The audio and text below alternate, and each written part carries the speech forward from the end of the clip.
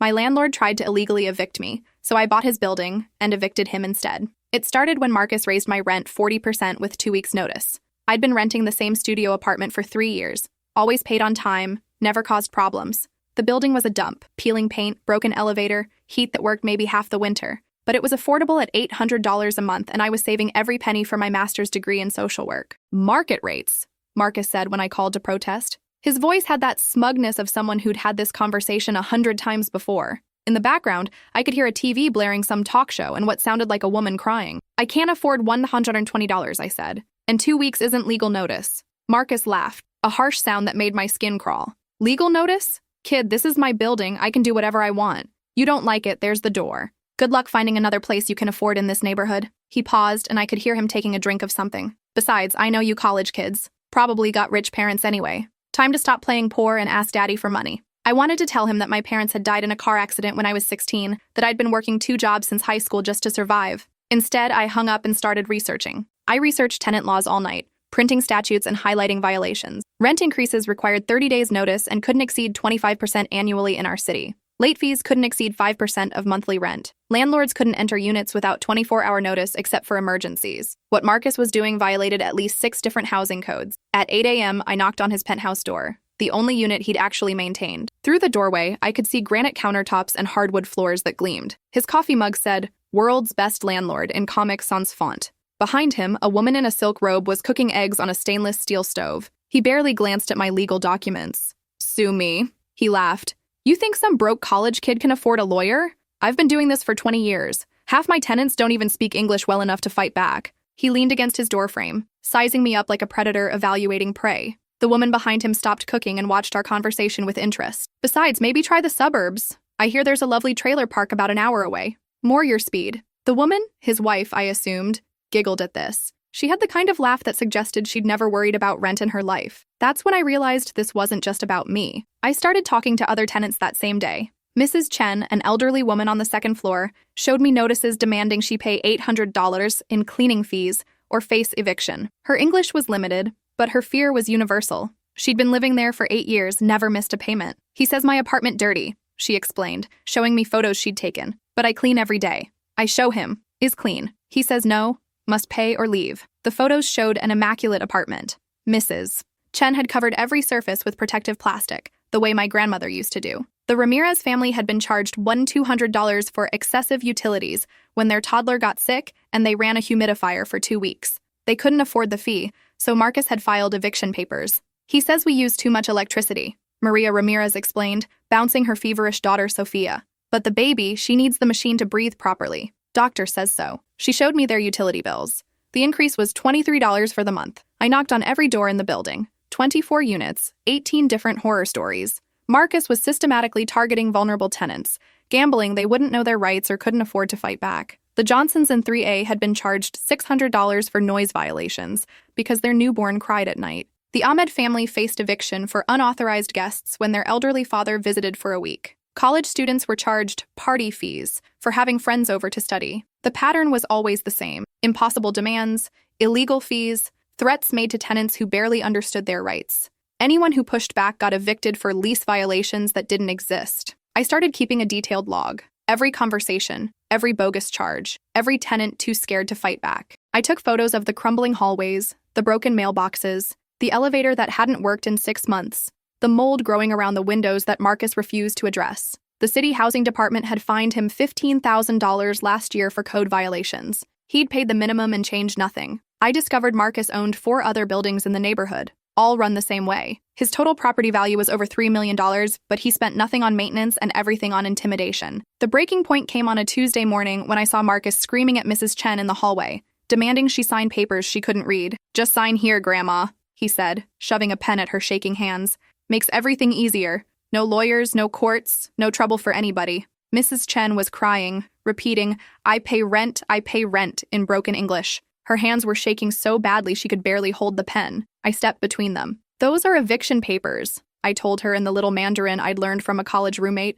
"Don't sign anything." Mrs. Chen's eyes widened with relief. She'd understood more than she'd let on. Marcus's face turned red. Up close, I could smell alcohol on his breath at 10 a.m. "Mind your own business or you're next." "Actually, this is my business," I said. "I live here. And what you're doing is illegal." He grabbed my arm, hard enough to leave fingerprint bruises that I photographed later. You think you're smart?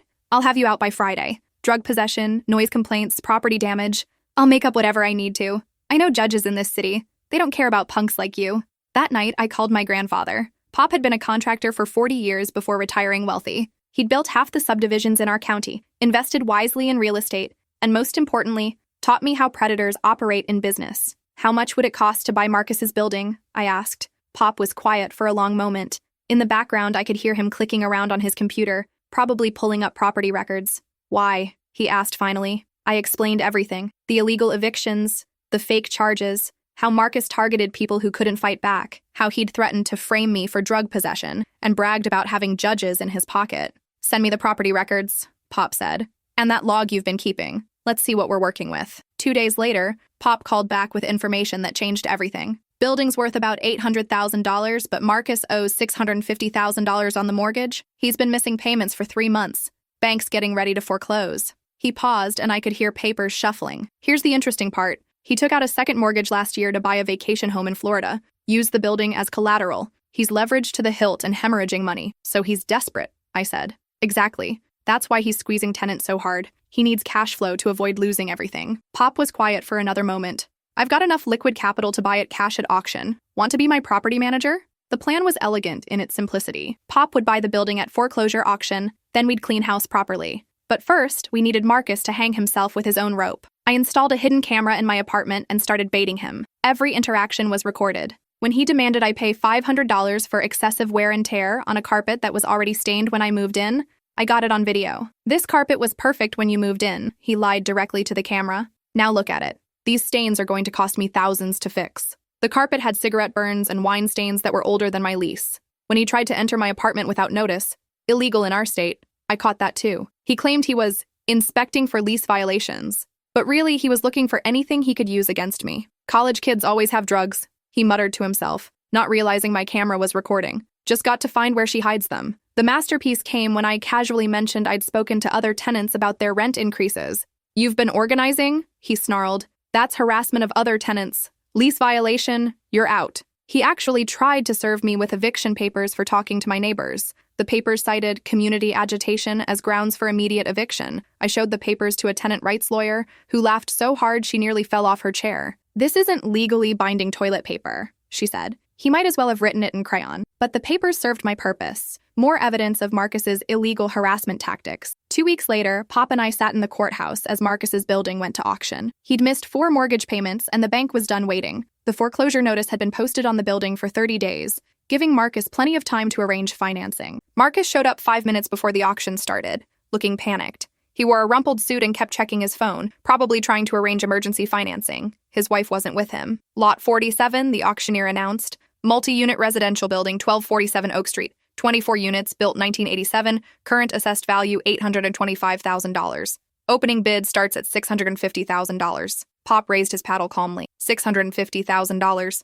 Marcus shot up from his seat like he'd been electrocuted. $655,000. His voice cracked on the numbers. Other bidders looked at him with mixture of pity and annoyance. Pop didn't even hesitate. $700,000. I watched Marcus's face go white. He whispered frantically into his phone, then looked up with desperate eyes. $705,000. The auctioneer looked around the room. Most foreclosure auctions had limited bidding. Banks just wanted to recoup their losses. $750,000, Pop said calmly, as if he was ordering coffee. That was it. Marcus slumped back in his chair, defeated. He didn't have another $750,000. Neither did anyone else in that room willing to bid on a building that needed significant repairs. Going once, going twice, Marcus made one last desperate attempt, standing up and shouting, "Wait! I can get the money. I just need more time." The auctioneer ignored him. Sold to Paddle 23 for $750,000. Pop owned the building. Marcus sat frozen in his chair as people filed out around him. When he finally looked up and saw me standing there,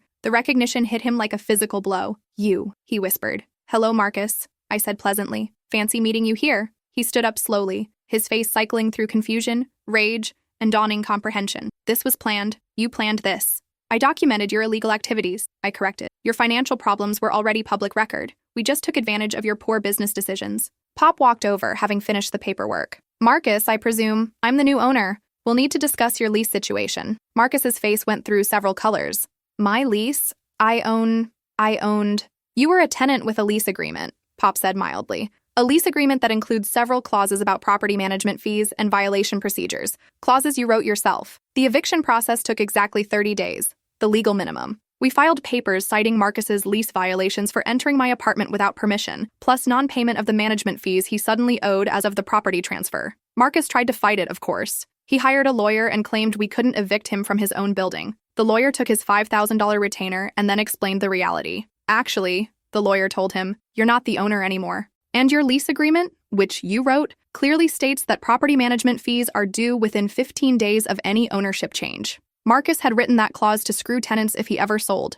The fee was $2,000 per month, backdated to the ownership transfer. He owed $4,000 immediately. That's insane, Marcus protested. No one charges management fees to the owner. You're not the owner, the lawyer repeated patiently. You're a tenant. And according to your own lease terms, failure to pay management fees within 15 days constitutes grounds for immediate eviction. Marcus had created his own trap. During the eviction proceedings, more of his illegal activities came to light. The city housing inspector, investigating complaints from other buildings Marcus owned, found evidence of systematic fraud, fake invoices for repairs never made, security deposits never returned, rent collected from units he'd already evicted people from. The state attorney general opened a criminal investigation. On eviction day, I stood in the hallway with the sheriff as Marcus packed his belongings. He kept muttering about how this wasn't fair, how we'd stolen his property, how he was going to sue everyone involved. Just business, I said, echoing his words from months earlier. Nothing personal. His belongings fit into surprisingly few boxes. For all his wealth, Marcus didn't seem to own much beyond expensive clothes and electronics. As he dragged his suitcases past Mrs. Chen's door, she opened it and smiled at him. Goodbye, Mr. Marcus, she said in perfect English. Good luck finding affordable housing. Marcus stopped dead. Your English has always been fine, Mrs. Chen said pleasantly. I just pretended otherwise to avoid your harassment. Amazing what people will say when they think you don't understand. Turns out, half the non-English speaking tenants Marcus had been bullying understood every word. They'd been documenting his threats and illegal demands for months, just waiting for someone to help them fight back. The building transformation took 6 months and $200,000 in renovations. Pop and I hired contractors to install new elevators, repair the heating system, update the electrical, and address all the safety violations Marcus had ignored. We hired tenants to help with the work and paid them fair wages.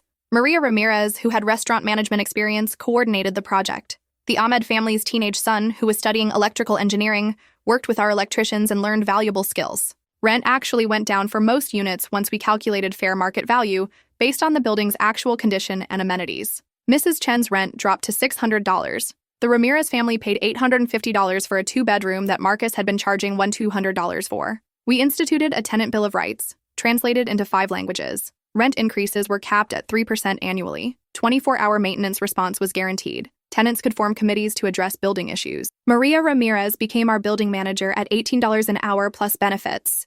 Mrs. Chen started a community garden on the roof that she'd been dreaming about for years. The Nguyen family opened a small convenience store in the ground floor retail space we'd renovated. The other tenants we'd helped started spreading the word. Soon, tenants from Marcus's other buildings were calling, asking for help with their own situations. Pop and I formed a property management company specializing in tenant rights and affordable housing. We bought 2 more buildings that were facing foreclosure due to slumlord practices. 6 months after the eviction, I saw Marcus at a coffee shop downtown. He was sitting alone, telling someone on the phone about how he'd been cheated out of his property by some rich kid's grandfather. I walked over to his table. Hi, Marcus. How's the apartment hunting going? His face went red, just like old times. The person on the phone was still talking, but Marcus had gone silent. You destroyed my life, he hissed after hanging up. No, I said, pulling out a chair and sitting down uninvited. You destroyed your own life. I just gave you the same treatment you gave everyone else. He looked older than I remembered. His expensive clothes couldn't hide the stress lines around his eyes or the way his hands shook slightly. I'm ruined, he said quietly. The criminal charges, the civil lawsuits, the bankruptcy. I lost everything. Mrs. Chen lost her sense of security for 8 years, I said. The Ramirez family nearly lost their daughter's medical equipment. You were ruining lives long before anyone touched yours. I pulled out a business card. My new property management company. We're always looking for good tenants if you can pass the background check. No evictions, clean credit, proof of income. You know how it works. Marcus stared at the card, then at me. You can't be serious. Dead serious. Though I should mention, we have a strict policy about rent increases. 30 days notice, reasonable amounts only. Market rate, you understand. He crumpled the card. I'd rather live in my car. That's your choice, I said. But But if you change your mind, we don't discriminate based on past mistakes. Everyone deserves a second chance, as long as they're willing to follow the rules. I stood to leave, then turned back. Oh, and Marcus, that coffee shop you're sitting in? We just bought the building. Nothing's changing for the business, but we're converting the upstairs into affordable apartments. Rent starts at $750 for a one-bedroom. His face went white. 2 years later, our property management company oversees 12 buildings and houses over 300 families. We specialize in tenant rights, affordable housing, and rehabilitation of properties damaged by slumlords. Every lease includes a tenant bill of rights in 5 languages. We maintain an emergency fund to help tenants facing unexpected hardships. Our maintenance response time averages under 4 hours. Mrs. Chen still lives in 2B, but now she has a dishwasher, central air, and a thriving rooftop garden that supplies fresh vegetables to half the building. The Ramirez family owns their unit through a rent-to-own agreement we helped them secure. Maria manages 3 buildings now and just bought her first house with the money she's saved. The Ahmed family's son graduated with an electrical engineering degree and works for the city's housing department, inspecting buildings like the one he grew up in. Marcus never applied to be our tenant. Last I heard, he was renting a studio apartment in the suburbs for $900 a month, more than Mrs. Chen pays for her renovated one-bedroom downtown. His wife divorced him during the bankruptcy proceedings and moved back to her parents' house in California. The vacation home in Florida was seized by creditors. The criminal charges resulted in 2 years probation and $50,000 in restitution to former tenants. He's barred from owning rental property for 10 years. Sometimes I wonder if he learned anything from losing everything. But then I remember the look in Mrs.